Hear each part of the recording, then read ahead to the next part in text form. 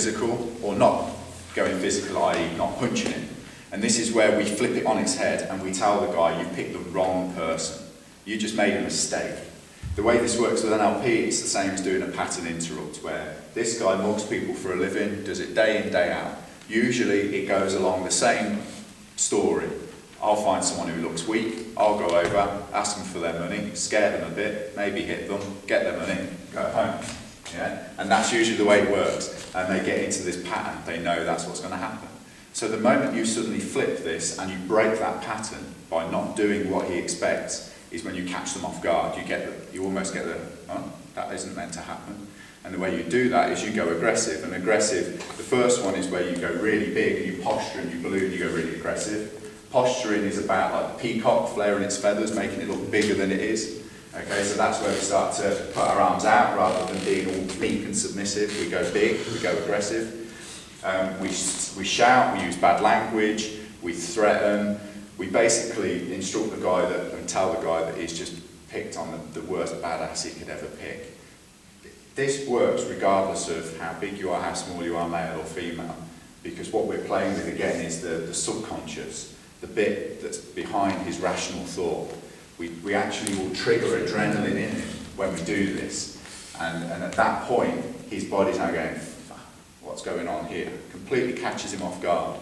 And you all know fight or flight, yeah? You all know whether... This is the cool bit. The fight or flight bit is where your body's saying, do I run away or do I fight to save my life? I've got two choices. It's like an ultimate problem for your caveman instinct. Adrenaline is what does it, kicks off fear, fight or flight. But there's a freeze period where the body is trying to work out, shall I run away and shall I fight? And you get what they call sticky feet. Have you ever seen people like wanting to do a parachute jump and then they're on the edge of the plane, sitting on the plane, and they're like, and they half want to go and they half don't, and someone's like, fucking get out, yeah. That's in the military, it's like, go. Yeah. So it's the freeze period where the brain is desperately trying to figure this out, it's trying to rationalise it all, but it's because it's so scared, the brain's on high speed. And it can't really figure out what should I do. It's desperately trying to put some logic to this that it can't do because it's running too fast. The heart rate's up, adrenaline's pumping. So it freezes for a moment while it's trying to figure it out. The problem is the heart rate will drop back down, your rational thought will start to come back, and so gradually the sticky feet will go, fuck it, I'll kill it. Yeah? So you need to the idea of doing the aggressive fence is to create that moment of freeze, where you can then either reinforce it and keep reinforcing it and encouraging them to go away, or you run. Yeah, you're creating another moment to escape. This works on individuals, it works against groups.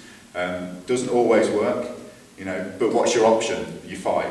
So, well, I could try the aggressive route. If that don't work, I'm fighting anyway. But there's a whole load of psychology that goes behind this, and it's that very thing. If we're dealing as individuals, it's about switching the guy's adrenaline on. Okay, it's about going aggressive to the point where you haven't actually hit him yet, but you've got him scared. You actually will trigger his adrenaline. Okay, and that's why you go aggressive. That's why you do an aggressive fence. The point of triggering his adrenaline is that you create a moment of freeze in him, the fight or flight. You actually instill that. And that freeze period is a moment where you either get to run away, or what you do, because he's in freeze and his conscious thought has gone, and his rational thought has gone, it's almost like his protection has gone because his heart rate's right up, his adrenaline's right up. You can then implant more messages. Stay there or I'll fucking kill you, I'm going to come for you, I'll find you tomorrow, and blah, blah, blah. And you do all these things while he's still in that freeze period. It's almost like keep topping him up. Like you're giving him commandos of what he's supposed to do. Yeah, the key with this is, remember, go, fucking stay there! Stay there! Yeah. You kind of get the idea. So the whole point was to shock it, was to shout it so you go, did anyone get a little? We've done it. We've done it. Yeah, you do it all the time. It's exactly the way it works. The key with this is, though, that once I've done that, I don't use any commands that go, fucking come here and I'll kill you. Because all that does is he will react to that. And if I want him to think, oh, this guy's scary, I want to back off, and he's going, come here. I'm okay then. Equally, if it's a team of people and they train, and they like rugby players, or soldiers, they're used to fighting as a team.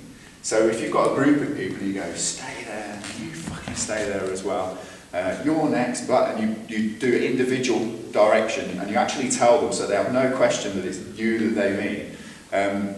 What happens is, as a team that work together like soldiers, they'll all very quickly rationalise it and go, oh, he's going to kill me, and the other one's going, yeah, he's going to bite my nose off, and then they'll go, yeah, but there's 12 of us, we'll fucking kill him. So they'll do it anyway.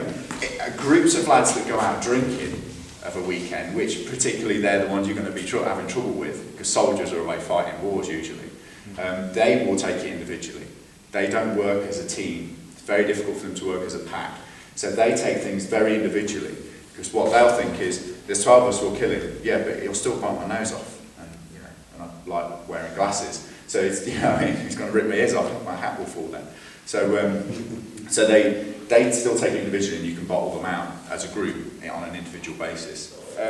Some tips for the aggressive fence, okay, some things that people do wrong. The whole point of the aggressive fence is to create space. I'm using the fact that I'm being aggressive, but I need to create a gap, because I don't want to go, fucking yeah, because while I'm in his face, he won't have much option. He's the cornered rat that will have to attack. Yeah. And I'm trying to give him an opportunity not to attack me by scaring him and making him run away, or creating a bit of space so that I can hightail it, yeah? So the key with the aggressive fence is, although to be aggressive you really want to look like you're going forwards, because that's aggressive, I'm actually going backwards. So I'll do this and step back. But it's like I'm stepping back to give myself room, so it looks like, fucking like this caged tiger now that's prowling up and down, but I've actually created some space. So you have to be really careful that you want it to appear very aggressive, but your mission is to create a bit more gap between you. By creating gap now, what you're doing is you're giving him a barrier, you're giving him a psychological barrier that he's got to step forwards now to close this space down again before he can attack you.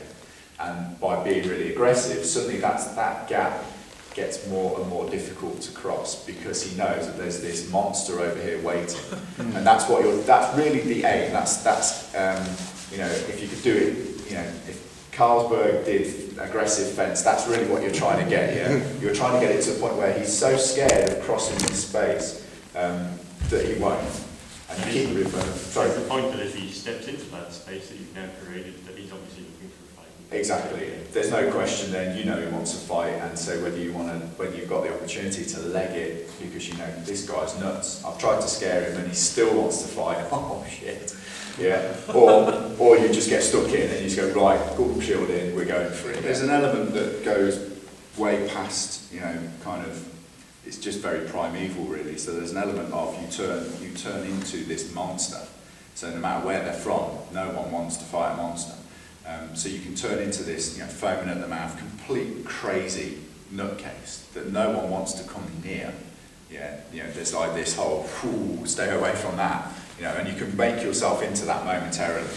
But depending on the groups, will have bigger or less effect. If it's a group like that, you're probably better off just start knocking people out and trying to even up the odds as quick as you can. Do you know what I mean? In which case, some of the multiple assailant stuff we do in the preemptive striking's your bread and butter. You've got to get in first. You've got to knock at least one out to get at least rid of at least